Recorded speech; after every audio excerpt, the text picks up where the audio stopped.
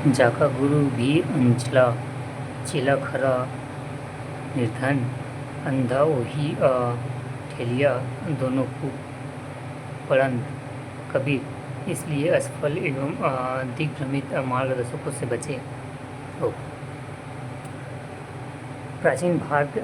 भारतीय इतिहास के स्रोत प्राचीन भारतीय इतिहास के अध्ययन में अनेक कठिनाइयाँ हैं, क्योंकि अनेक घटनाओं से प्रामाणिकता एवं उनकी निश्चित तिथियों से संबंध एवं मतभेद विद्यमान हैं। प्राचीन भारतीय इतिहास के निर्माण निम्न स्रोत से सहायता ली गई है। साहित्यिक स्रोत, इसमें 3 प्रकार के ग्रंथ सम्मिलित किया जा सकता है। धार्मिक साहित्य, इसमें वैदिक, जैन एवं बौद्ध धर्म से संबंधित ग्रंथों का स्थान है। लौकिक साहित्य, इसमें ऐसे ग्रंथों को शामिल किया जाता है जिनकी विषय वस्तु धार्मिक नहीं है, जैसे कि कौटिल्य का अर्थशास्त्र एवं बाणभट्ट का हस्तचरित। विदेशी यात्रियों का विवरण, इतिहास की जानकारी में इन विचारों को भी महत्वपूर्ण स्थान एवं मैग्नीज खदान एवं हेनसोंग जैसे विदेशी यात्रियों की प्राचीन भारत संबंधी जानकारी हेतु महत्वपूर्ण तथ्य दिए गए हैं। पुरातात्विक स्रोत, साहित्यिक स्रोतों की तुलना में पुरातात्विक स्रोत अधिक प्रमाणित है एवं महत्वपूर्ण है। अभिलेख, इसमें सर्वाधिक महत्वपूर्ण स्रोत अभिलेख है। अभिलेख मोहरों, स्तंभों एवं चट्टानों और ताम्रपत्रों पर मिलते हैं। आरंभिक अभिलेख प्राकृतिक भाषा में है, बाद में संस्कृत का प्रयोग दूसरी सदी में मिलता है।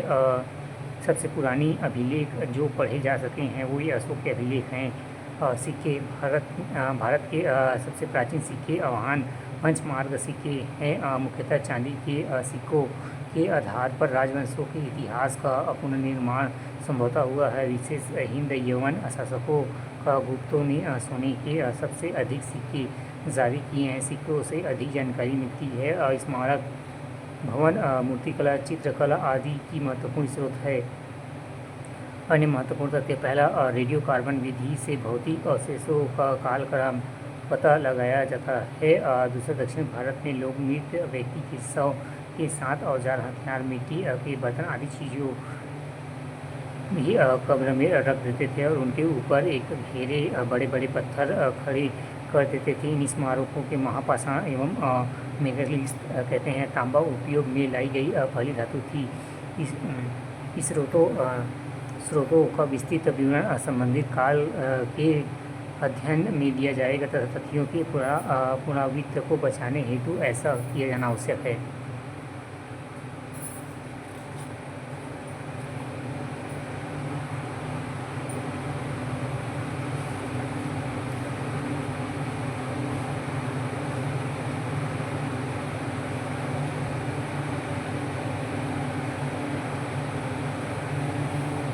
प्रभाषिक काल, प्रभाषिक इतिहास का प्रभाषिक काल, जिस काल का कोई लिखित विवरण नहीं मिलता है। इस काल के बारे में किसी भी जानकारी के पुरातत्व से प्राप्त सामग्री पर निर्भरता रहती है। पाषाण उपकरण, आवास के अवशेष एवं शैलाश्रय से मिली जानकारी, मिट्टी के बर्तन, खिलौने आदि से जानकारी प्राप्त होती है।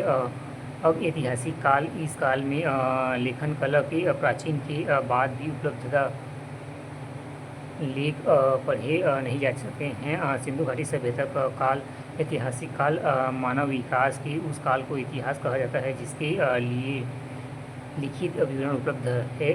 परिचय, अर्थ, प्रभाषिक काल का अर्थ होता है कि इतिहास के पूर्व युग समय 5 लाख ईसा पूर्व से 2500 ईसा पूर्व तक माना जाता है। प्रभाषिक काल को 3 भागों में विभाजित किया गया है। पुनर्पाषाण काल, प्रेटेरिक एज काल 5 लाख ईसा पूर्व से 10,000 ईसा पूर्व जीवन यापन, आखेटक एवं घाक संग्रहक। मध्य काल, मस्टिस एज 10,000 ईसा पूर्व से 7,000 ईसा पूर्व जीवन यापन, आखेट एवं पशु पालक। नवपाषाण काल, न्यूबिटेंस एज 9,000 ईसा पूर्व से 2500 ईसा पूर्व, भारत में 7,000 ईसा पूर्व जीवन यापन, खाद्य उत्पादन, स्थिर एवं समुदाय में रहना।